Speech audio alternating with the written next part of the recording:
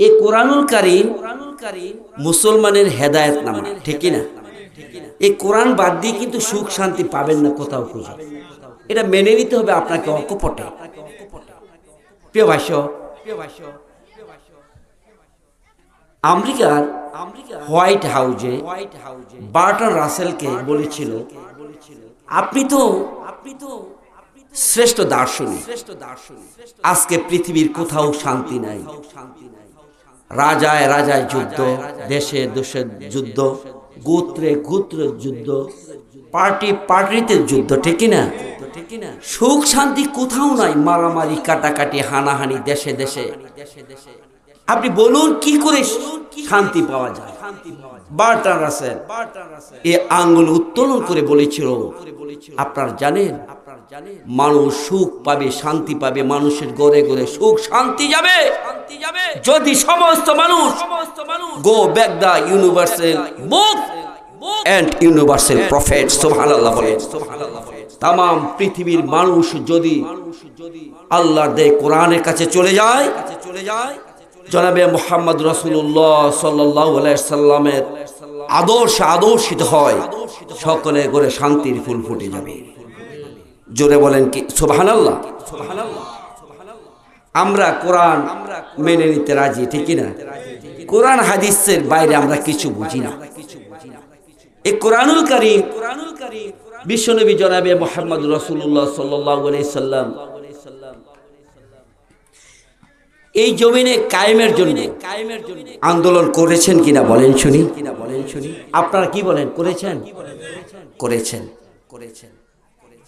কোরআনুল কারীমের বৈশিষ্ট্য হলো দুটা ভাগে বিভক্ত। জনাবে মুহাম্মদ রাসূলুল্লাহ সাল্লাল্লাহু আলাইহি সাল্লামের মক্কি জীবনে যে সমস্ত সূরাগুলো নাজিল হয়েছে, এই সূরাগুলোর বৈশিষ্ট্য হলো তাওহীদ, রিসালাত, আখিরা, জান্নাত, জাহান্নাম, এই সম্পর্কে। জনাবে মুহাম্মদ রাসূলুল্লাহ সাল্লাল্লাহু আলাইহি সাল্লাম মক্কা ছেড়ে যখন মদিনাতে চলে গেলেন, মাদানী সূরার বৈশিষ্ট্য হলো ব্যক্তিগত জীবন, পারিবারিক জীবন, রাষ্ট্রীয় জীবন, আন্তরাষ্ট্রীয় জীবন, অর্থাৎ যুদ্ধ, জিহাদ, বিগ্রহ, যাকাত, বন্দিনীতি, সন্ধিনীতি, চুক্তিনীতি, স্বরাষ্ট্রনীতি, পররাষ্ট্রনীতি, যত ধরনের নীতি নির্ধারণ কোরআনুল কারীমের ভিতরে আল্লাহ রাব্বুল আলামিন বিশ্বনবী জনাবে মুহাম্মদ রাসূলুল্লাহ সাল্লাল্লাহু আলাইহি সাল্লামের মাদানী জীবনে এই সূরাগুলি অবতীর্ণ করেছে। আমি যে সূরাটা তেলাওয়াত করেছি, এটা বিশ্বনবী সাল্লাল্লাহু আলাইহি সাল্লাম মক্কি জীবনের সূরা। এই সূরা আর দুটো নাম আছে। একটি নাম হলো মুনজিয়া, এটা হলো মুক্তিদানকারী। আরেকটি নাম হলো ওয়াকিয়া, রক্ষাকারী। ওয়াকিয়া রক্ষাকারী, মুনজিয়া মুক্তিদানকারী।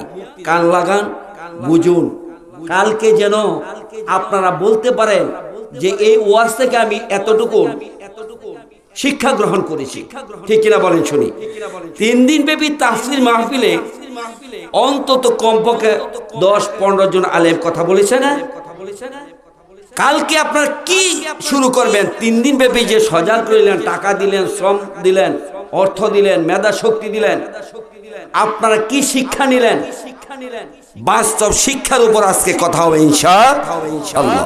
বাস্তব শিক্ষা, প্র্যাকটিক্যাল শুরু করে দিতে হবে। সূরাতুল মুলক যে ব্যক্তি তেলাওয়াত করবে, জনাবে মুহাম্মদ রাসূলুল্লাহ সাল্লাল্লাহু আলাইহি ওয়াসাল্লাম বললেন, ওই ব্যক্তিকে আল্লাহ রাব্বুল আলামিন কবরের শাস্তি থেকে মুক্তি করে দিবেন। অনেক দামি এই সূরাটা। কোরআনুল কারীমের সমস্ত সূরাই দামি, এর মাঝে কিছু কিছু সূরা অন্যরকম বৈশিষ্ট্য আছে, ঠিক কিনা বলেন শুনি। প্রিয় ভাই, আপনাদের কাছে আমি একটি কথা জানতে চাই। নামাজ, রোজা, হজ, যাকাত যেমন ফরজ, আল্লাহর জমিনে আল্লাহর এই দিন কায়েম ফরজ কিনা বলেন তো শুনি। আপনারা কি মনে করেন দিন কায়েম কি ফরজ? ফরজের মাঝে অন্যতম ফরজ হলো আল্লাহর এই জমিনে আল্লাহর এই কোরআন কায়েম করা, ইসলামী আন্দোলন করা প্রত্যেকটা নর নারীর উপর ফরজ, প্রত্যেকটা নর নারীর উপর ফরজ। কিন্তু এটা আমরা জানি না। আমরা কোথায় ঘুরি, কার পিছনে দৌড়াই? আমাকে ব্যবহার করে সে অনেক পুঁজি লুটতেছে, আর হতে দেওয়া হবে না। কোরআন হাদিস যেখানে আমরা আছি, জোরে বলেন কোরআন হাদিস যেখানে আমরা আছি, অন্য কোথাও আমরা না।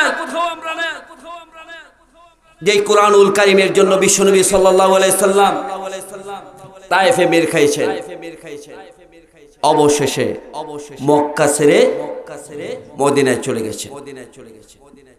জনাবে মুহাম্মদ রাসূলুল্লাহ সাল্লাল্লাহু আলাইহি সাল্লামের কোনো অপরাধ ছিল না, কোনো অপরাধ ছিল না। একটি কারণ, আবু জেহেল, উতবা, সাইবা, মুগিরা তারা চিন্তা করলো, বসে পরামর্শ করলো, মুহাম্মদ যে আনিত ধর্মের কথা বলে, কোরআনের কথা বলে, আর কোরআনের রাষ্ট্র যদি কায়েম হয়ে যায় আমাদের আইন তো থাকবে না। আমাদের আইন যদি না থাকে তাহলে আমরা লুটপাট কি দিয়ে করব? ঠিক না? লুটপাট কি দিয়ে করব আমরা? তাহলে কি করা যায়? মুহাম্মদকে এই পৃথিবী থেকে শেষ করে ফেলা হোক। নাউযুবিল্লাহি মিন যালিক। প্রিয় বন্ধুগণ আমার, জনাবে মুহাম্মদ রাসূলুল্লাহ সাল্লাল্লাহু আলাইহি সাল্লাম তার ব্যবহার আদর্শ দেখে মানুষ যখন দলে দলে কালেমা পড়ে মুসলমান হতে শুরু করলো, বাতিল পক্ষের গায়ে আগুন ধরতে শুরু করলো। তারা পরামর্শ করলো মুহাম্মদকে এই পৃথিবী থেকে বিদায় করে দিতে হবে। আপনারা ইতিহাস জানেন, বিশ্বনবী সাল্লাল্লাহু আলাইহি সাল্লামের কোনো অপরাধ ছিল না। একটি কারণ হলো এই জমিনে কেন কোরআনের আন্দোলন করে, ঠিক কিনা বলেন? আল্লাহ রাব্বুল আলামিন সূরা বুরুজে বলে দিলেন, وَمَا نَقَمُوا مِنْهُمْ إِلَّا أَنْ يُؤْمِنُوا بِاللَّهِ الْعَزِيزِ الْحَمِيدِ। মুহাম্মদ সাল্লাল্লাহু আলাইহি সাল্লামের কোনো অপরাধ নাই। একটি কারণ, সেটি কি কারণ? দুনিয়ার জমিনে কেন কোরআনের আন্দোলন করে, কোরআন কেন বাস্তবায়ন করতে চায়, এটাই ছিল তার কারণ। প্রিয় বন্ধুগণ আমার, কোরআন যদি আমার এই দেশে কায়েম হয়ে যায় বন্ধু, নারী তার অধিকার ফিরে পাবে, স্ত্রী তার অধিকার ফিরে পাবে, মা তার অধিকার ফিরে পাবে, বাবা তার অধিকার ফিরে পাবে, ছেলে তার অধিকার ফিরে পাবে, পড়শি তার অধিকার ফিরে পাবে, শ্রমিক তার অধিকার ফিরে পাবে, মালিক তার অধিকার ফিরে পাবে। কোন অন্যায়, জুলুম, শোষণ, নির্যাতন কিছুই থাকবে না এই বাংলার বুকে। প্রিয় বন্ধুগণ আমার, এই কোরআন যদি প্রতিষ্ঠিত হয়, আপনার ঘরের দরজায় এসে শান্তি সুখ কারা নাড়বে। আমাকে রাখো, আমি এসেছি তোমার বাড়িতে, আমাকে তুমি রাখো। সুবহানাল্লাহ।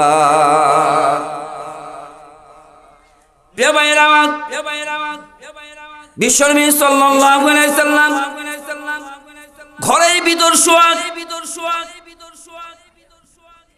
পাশে হযরত আলী রাদিয়াল্লাহু তাআলা আনহু শুয়ে আছেন। এমন সময় জিবরাইল আমিন উপস্থিত হয়ে গেল। ইয়া রাসূলুল্লাহ, আপনাকে মক্কা ছেড়ে মদিনাতে চলে যাইতে হবে, আল্লাহ পাক আমাকে খবর দিয়ে পাঠিয়েছেন।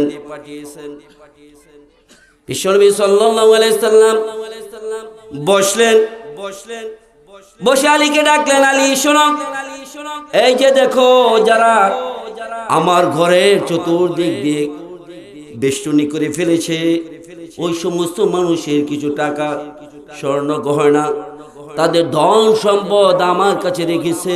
আলী রে শোনো, আমি চলে যাইতেছি, সকাল হলে পরে তাদেরও সম্পদগুলো তুমি ফিরে দিয়ে চলে এসো। সুবহানাল্লাহ, সুবহানাল্লাহ। প্রিয় ভাইরা আমার, আল্লাহ রাব্বুল আলামিন সূরা ইয়াসিনে কথাটা আমাদেরকে জানিয়ে দিলেন, দেখো আমার কত শক্তি, আমার কত, আমি আল্লাহ কত শক্তিধর। আল্লাহ পাক আমাদেরকে জানালেন, ওয়াজআলনা মিন বাইনি আইদিহিম সাদ্দাও ওয়া মিন খালফিহিম সাদ্দাও فأغشيناهم فهم لا يبصرون। الله أكبر। আল্লাহ পাক বলেন, হে রাসূল আপনি এক মুষ্টি বালু হাতে নেন, তারপর আপনি বালুগুলোকে আপনার ফুৎকারের মাধ্যমে ছেড়ে দেন। আপনার দায়িত্ব এতটুকু, আমি আল্লাহ রাব্বুল আলামিন আপনার এবং তাদের মাঝে সামনে এবং পিছনে আমি বালুর পাহাড় করে দেব। আল্লাহ রাব্বুল আলামিন বিশ্বনবী সাল্লাল্লাহু আলাইহি সাল্লামকে তিনি রাত্রে এই ঘর থেকে নিয়ে গেলেন। বিশ্বনবী সাল্লাল্লাহু আলাইহি সাল্লাম এক মুষ্টি বালু হাতে নিলেন, নিয়ে বিসমিল্লাহ বলে দম ছেড়ে দিলেন। আল্লাহ পাকের কুদরতে সমস্ত কাফির মুশরিকের চোখের ভিতরে আল্লাহ পাক বালুগুলো পৌঁছায় দিলেন। বিশ্বনবীজি চলতে শুরু করে দিলেন। প্রিয় বন্ধুগণ আমার, একটাই কারণ, তিনি দেশান্তর হয়েছেন, জেল খেটেছেন, জুলুম অত্যাচার সহ্য করেছেন, তায়েফে রক্তাক্ত করে হয়েছেন। একটি কারণ বন্ধু, কেন এই জমিনে আল্লাহ দ্বীনের আন্দোলন করে। আজকেও দেখুন যে সমস্ত আলেম ওলামা ইসলামী আন্দোলন করে বন্ধুরা, তাদের উপরে সবচাইতে জুলুম নির্যাতন করেছে কিনা বলেন শুনি। আপনারা কি মনে করেন, কি অপরাধ তাদের ছিল? কোনো অপরাধ ছিল তো নাকি? ও বন্ধু, মনে মনে ভেবে রেখেন, স্বৈর শাসক বেশি দিন পৃথিবীতে টিকে না। স্বৈর শাসক যারা যুগে যুগে করেছে, স্বৈরগিরি জুলুম নির্যাতন যারা করেছে, কোন শাসক পৃথিবীতে টিকে থাকতে পারে নাই, ঠিক কিনা বলেন শুনি। ফেরাউন স্বৈর শাসক ছিল, সে পৃথিবী থেকে বিদায় হলো পানিতে চুমনি খেয়ে খেয়ে। নমরুদ স্বৈর শাসক ছিল, সে পৃথিবী থেকে বিদায় হলো মশার কামড় খেয়ে। সাদ্দাত স্বৈর শাসক ছিল, পৃথিবী থেকে অপমানজনক মৃত্যুবরণ করলো, বিদায় হয়ে গেল। বাদশাহ আব্রাহা খানায় কাবা ভাঙার জন্য এসেছিল। বন্ধুরা আপনারা জানেন, আল্লাহ রাব্বুল আলামিন পৃথিবী থেকে এক জাত পাখি পাঠিয়ে দিলেন। প্রত্যেকটি পাখির ঠোঁটে এবং পায়ে ছিল ভম্বিং। প্রত্যেক ব্যক্তির নামে ওই পাথরে নাম লেখা ছিল, কোন পাখি কার উপরে ভম্বিং করবে, কোন পাখি কোন ব্যক্তির উপরে পাথরগুলো নিক্ষেপ করবে। বাদশাহ আব্রাহাকে এমন ভাবে পৃথিবী থেকে বন্ধু অপমান করে কে বিদায় করেছেন বলেন কে? আব্রাহাকে করলো ধ্বংস আবাবিলকে দিয়ে, ফেরাউনকে করলো ধ্বংস বন্ধু পানিতে চুবায়ে। নমরুদকে করলো ধ্বংস মশার কামড়ে। সাদ্দাত হইল ধ্বংস অহংকার করে। স্বৈর শাসক দেশ ছাড়িল অহংকার করে, এই কারণে দেশ ছেলে পারিয়ে ঘুরে, ঠিক না বলেন? ভাইরা আমার, অহংকার করা যাবে না। রাজ্যের মালিক আমার আল্লাহ। আমার আল্লাহ কাউকে মসনদে বসান, আবার কাউকে মসনদ থেকে নামিয়ে দেন। কার ক্ষমতা? জোরে বলেন কার? আল্লাহ পাকের ক্ষমতা, আল্লাহ পাকের ইচ্ছা। এই জন্য বন্ধু সব সময় আল্লাহর উপরে তাওয়াক্কুল করতে হবে, ঠিক কিনা বলেন? আল্লাহর এই জমিনে আল্লাহর দ্বীন কায়েম ফরজ, ঠিক কিনা বলেন? ফরজ কিনা? কে কে হাত তুলে দেখান তো দেখি না রে। তাকবীর, হাত নামা। দিন কায়েম কি? ফরজ ফরজ ফরজ। সূরা শূরা 13 নম্বর আয়াত আল্লাহ পাক বলতেছেন, شرع لكم من الدين ما وصى به نوحا والذي أوحينا إليك وما وصينا به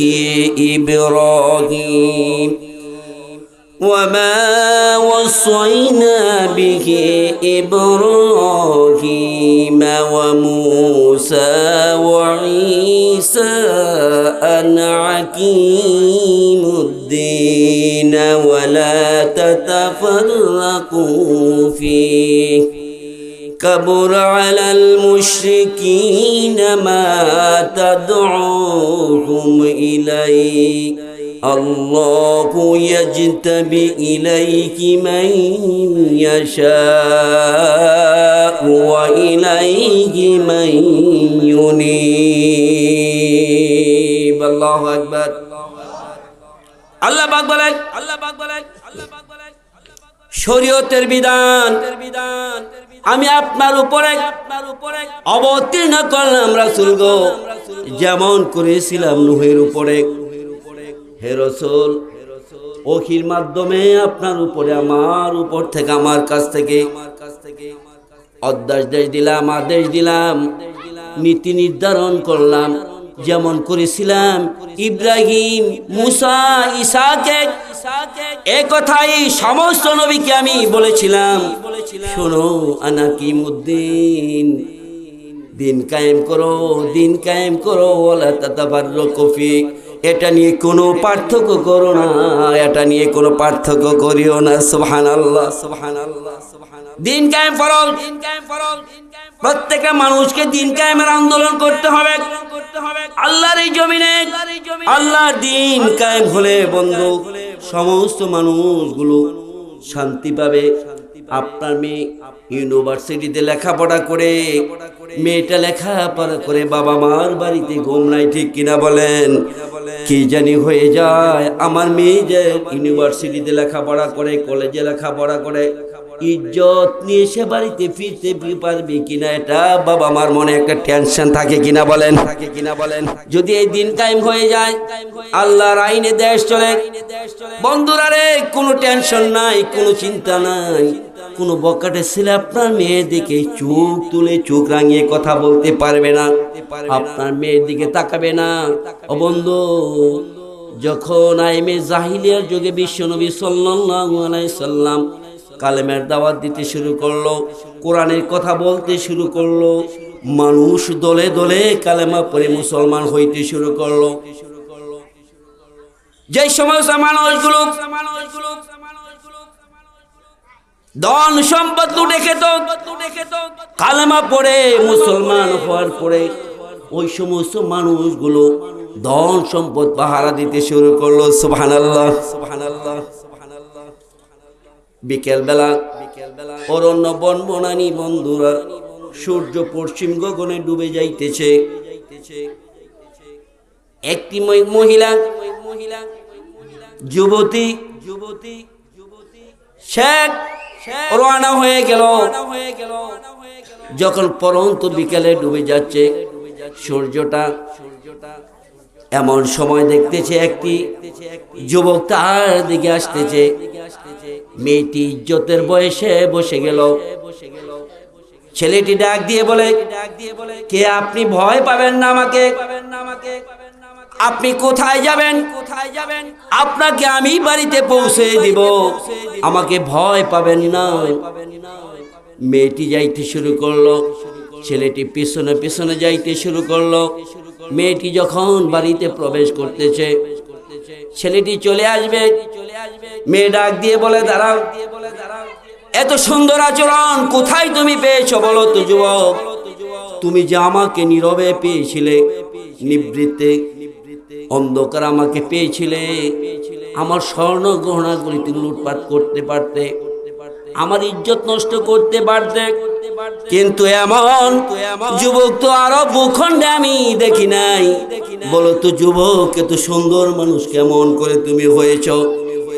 ডাক দিয়ে বলতেছে, বোন তুমি কি জানো না, তুমি কি জানো না, আমাদের এই দেশে একজন মহামানবের আগমন ঘটেছে, যার নাম হলো মুহাম্মদ রাসূলুল্লাহ সাল্লাল্লাহু আলাইহি ওয়াসাল্লাম। বোন তুমি কি জানো না, আমি সবেমাত্র কালেমা পড়ে মুসলমান হয়েছি। বোন রে, কালেমা যদি আমি না পড়তাম তাহলে তোমার ইজ্জত সম্ভ্রম সব আমি লুটে নিতাম।